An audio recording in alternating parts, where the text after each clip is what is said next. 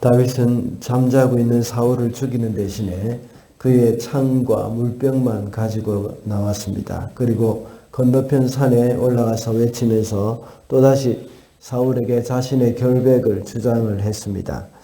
이런 다윗의 모습을 보면서 우리는 믿음을 좇는 삶이라는 제목으로 믿음을 좇는 삶이 어떤 것인지를 살펴보았습니다. 그것은 하나님의 뜻에 자신의 목숨까지도 의탁한다고 했습니다. 그리고 하나님의 공의에 의지하는 삶이라고 했습니다. 다윗은 자신의 잘못을 뉘우쳤지만 여전히 사울은 자신의 잘못을 뉘우쳤지만 다윗은 여전히 사울이 또다시 자신을 죽이려고 할 것이라는 사실을 알았습니다. 그래서 지난번과 같이 가드왕 아기스에게 갔습니다. 거기서 가드왕에게 신임을 얻기 위해서 많은 노력을 했습니다. 하나님이 이스라엘 왕으로 기름 부은 사람인데 이 다윗은 그의 대적 블레셋에 가서 가드왕 아기스에게 부하가 된다는 것은 옳지 않은 일입니다. 아마 다윗이 크게 낙심을 했기 때문입니다. 사울의 끈질긴 추격을 하나님이 이제 좀 끝내주시기를 바라는 마음이 있었지만 그러나 계속되는 그런 어려움 때문에 그는 그 바람이 계속 지쳐가고 있었을 것입니다. 그의 마음은 많이 낙심되었을 것입니다. 우리도 역시 여러 가지 어려움을 인해서 마음이 낙심되고 지치고 있을 때에 그럴 때가 참 많을 겁니다. 그때 우리는 어떻게 해야 할 것인지 마음이 낙심될 때라는 제목으로 말씀을 살펴보겠습니다. 첫째로 마음이 낙심될 때에 사람을 의지하지 말아야 합니다. 1절입니다. 다윗이 혼자서 생각하였다. 이제 이러다가 내가 언젠가는 사울의 손에 붙잡혀 죽을 것이다. 살아나는 길은 블레셋 사람의 땅으로 망명하는 것뿐이다. 그러면 사울이 다시 나를 찾으려고 이스라엘의 온 땅을 뒤지다가 포기할 것이며 나는 그의 손에서 벗어나게 될 것이다. 다윗을 죽이겠다는 사울의 마음은 바뀌지 않을 것이라는 생각이 다윗에게는 있었습니다. 그는 마침내 또다시 이 블레셋의 진영으로 가게 된 것입니다. 21장에서 다윗이 도망했던 바로 그곳입니다. 그때는 많은 사람들이 다윗을 알아보고 가드 왕에게 말을 했습니다. 아마 그때 당시에는 다윗이 사울의 첩자라고 생각을 했을지도 모릅니다. 그래서 다윗은 미친 채 하면서 그때 그 위기를 빠져나왔습니다. 이번에는 가드 왕이 다윗을 순순히 받아 주었습니다. 그것은 다윗이 사울에게 쫓기는 신세라는 사실을 알았기 때문일 것입니다.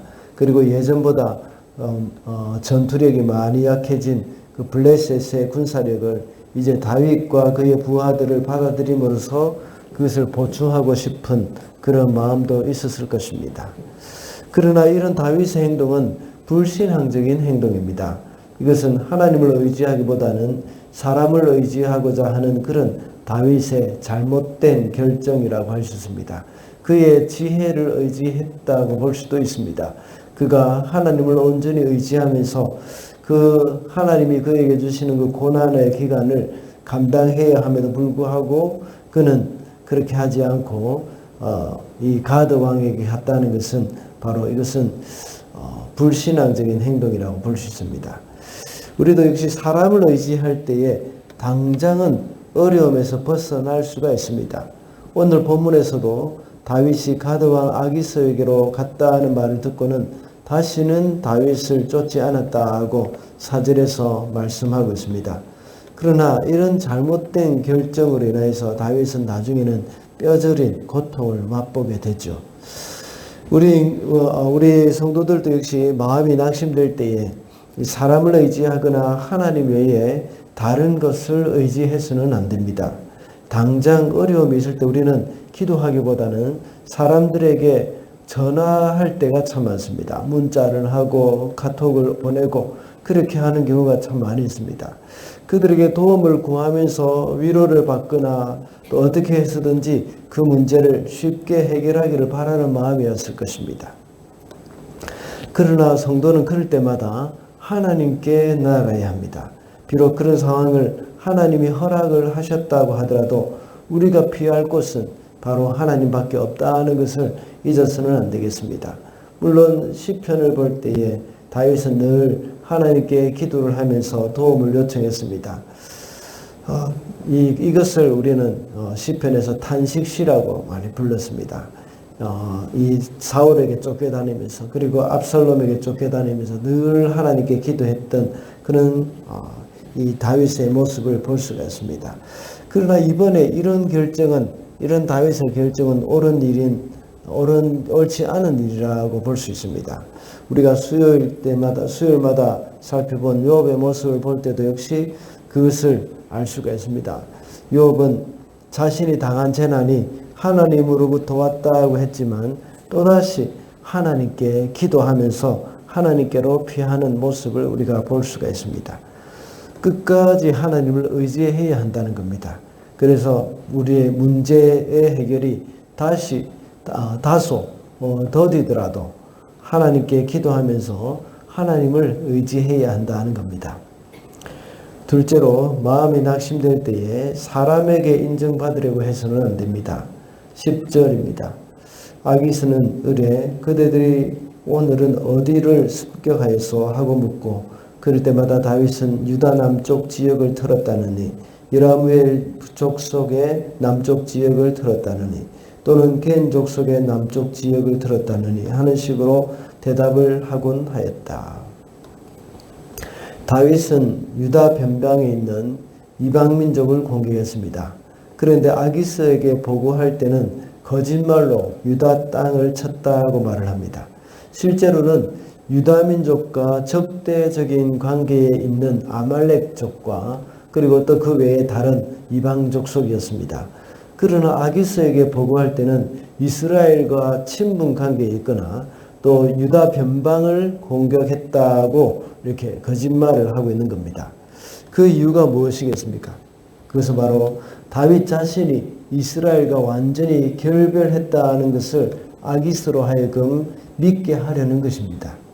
아기스로 하여금 이제 다시는 이스라엘로 돌아갈 수 없게 되었다는 것을 생각하게 만들었던 것입니다. 그래서 12절의 말씀과 같이 아기스는 말을 했습니다. 제가 읽어보겠습니다.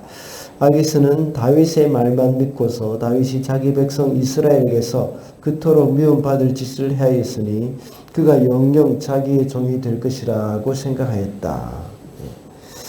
이렇게 사람에게 인정받고자 할 때에 다윗은 거짓말을 하게 되었던 것입니다. 하나님이 다윗이 이렇게 말하는 것이 지혜롭다고 생각할 수도 있을 것입니다. 다윗 스스로는 그것이 지혜로운 결정이고 지혜로운 말이라고 생각할 수도 있습니다.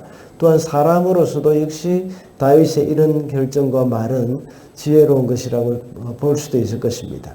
그러나 오히려 이것이 다윗으로 하여금 올무에 빠지게 만들었습니다. 나중에 28장에 보면 블레셋과 이스라엘의 전투가 벌어졌을 때에 이 아기스는 다윗과 함께 싸우러 갈 것을 요청을 했던 것입니다. 이 일은 다윗의 일생에 아주 큰 과오를 범하는 사건이 될 수도 있습니다. 그러나 하나님은 다윗을 보호하셔서 전쟁에 나가지 못하도록 하셨던 겁니다. 다윗이 이렇게 아기스에게 인정받기 위해서 거짓말을 한 것이 지혜로운 행동이라고 생각할 수도 있겠지만 나중에는 큰 올무에 빠지게 되는 그런 결과를 낳게 되어진 것입니다. 그러므로 성도는 사람에게 인정을 받기를 원하기보다는 하나님께 인정을 받고자 하는 마음이 있어야 합니다. 사람에게 인정받고자 할 때는 우리에게는 가장 흔히 나타나는 그 잘못이 뭔가 하면 바로 거짓말입니다. 거짓말은 십계명에서도 하나님이 금하신 죄이죠. 사람에게 인정받기를 원하는 마음 때문에 결과를 부풀리기도 합니다. 그래서 사람들 앞에서 자신의 능력을 인정받기를 원하는 마음이 나타나게 되는 것입니다. 그러나 하나님은 다 알고 계십니다. 모든 것을 알고 계시는 우리 인생을 다스리시는 그 하나님께 인정을 받으려고 할 때에 우리는 정직하게 말을 할 수가 있습니다. 모든 열매는 하나님이 주시는 것이기 때문입니다. 정직하게 말을 할 때 당장은 어려움에 빠질 수도 있지만 궁극적으로는 승리를 하게 됩니다. 그래서 이런 여러 가지 위기 가운데서 다윗을 건져주셨던 것처럼 하나님은 우리를 모든 어려움에서 건져주시는 분이십니다. 그러므로 여러 가지 어려움이 예상될 수도 있지만 우리가 하나님께 인정을 받으려고 할 때 하나님이 우리를 건져주실 것입니다. 그러므로 낙심이 될 때 우리는 사람에게 인정받고자 하는 그런 마음보다는 하나님께 인정받고자 하는 그런 마음을 가져야 하겠습니다.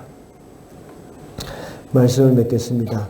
오늘은 마음이 낙심될 때라는 제목으로 말씀을 살펴봤습니다. 마음이 낙심될 때에 사람을 의지하지 말아야 하고 사람에게 인정받으려고 해서는 안 된다고 했습니다.